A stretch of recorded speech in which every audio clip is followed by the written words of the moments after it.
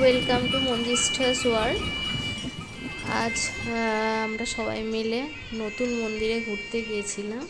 হয়তো নতুন মন্দির বললে সবাই চিনবেন না, এটা একটা শিব মন্দির। তো তুলতুল, মাম্মাম, পাপা আর ছোটদা ভাই সব মিলে আমরা একটু গঙ্গার হাওয়া খেতেই বলতে পারেন গিয়েছিলাম। আর তুলতুলের ভালো লাগবে সেই কারণে একটু ঘুরে এলাম। জল দেখতে ভয় লাগছে আমার। ভয় লাগবে না তো, জলটাই তো ভয় লাগছে, অনেক বেশি জল। একটা মঙ্গি করে ও মগে করে নিয়ে চালু করবো, তাহলে ঠিক আছে। তুমি মগে নিচ্ছো? যাও নিয়ে।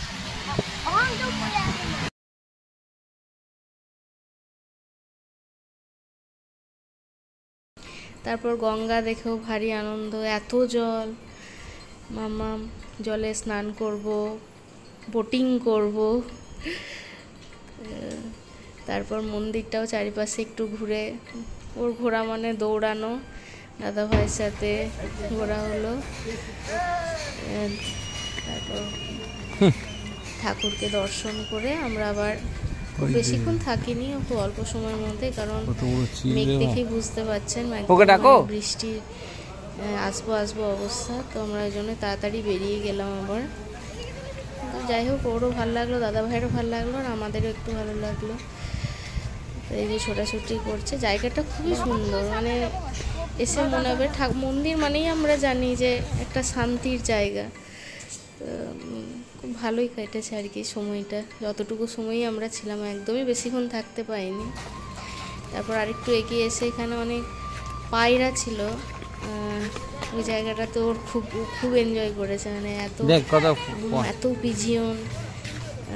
তো ওই জায়গাটাতে ওর ভারী মজা হয়েছে। এখানে আরেকটু পরেই আছে, এখানে সুন্দর ফুল গাছ লাগানো আছে, জায়গাটা বেশ সুন্দর সাজানো আছে মন্দিরটা। এগুলো কি রে? এই হলো, এই যে আরেকটু পরে ফুলগুলো দেখছে, বকবে তো, ফুলগুলো তুলছে। যে রেড সিট থেকে তুললাম না, মন্দিরটা খুব সুন্দর মন্দিরটা। আর তার পেছনে গঙ্গার ধারে একদম বড় করে একটা শিবের মূর্তি বানানো আছে। এই যে জায়গাটা অনেক পায়রা ছিল, ভারী মজা, এত পায়রা। নিচে নিচে নিচে। আর ওইদিকে বড় ওইদিকে চিলের ডাক শুনতে পাওয়া যাচ্ছিল। নিচে ওদিক দিয়ে নিচে এসো। খুব সুন্দর। তো আমরা তারপরে বেরিয়ে এলাম, বেরিয়ে গিয়ে গঙ্গার ধারে একবার গিয়েছিলাম, আমরা বাঁধাঘাটে গিয়েছিলাম। তো বাঁধাঘাটে যখন গেছি তখন বৃষ্টি স্টার্ট হয়ে গেছে। এখান থেকেই এই যে মা মেয়ে একটু মজা করছি, আর কিছুই না। এখানে দুজনে ঘুরে, ওই বললো যে মা একটু ঘোরো, চলো ঘোরা যাক একটু।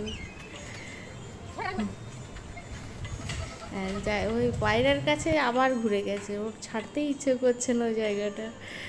এই যে হালকা বৃষ্টি, যখন আমরা বেরাচ্ছি তখনই হালকা বৃষ্টি, তো ছাতা নিয়ে বেরাচ্ছি।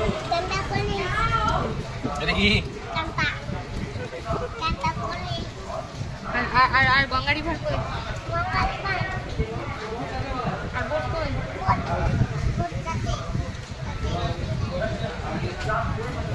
তারপরে একটু পরে বৃষ্টিটা কমে যাওয়াতে আমরা একবার গঙ্গার নেমেছিলাম, দুজনে মা মেয়েতে নেমেছিলাম।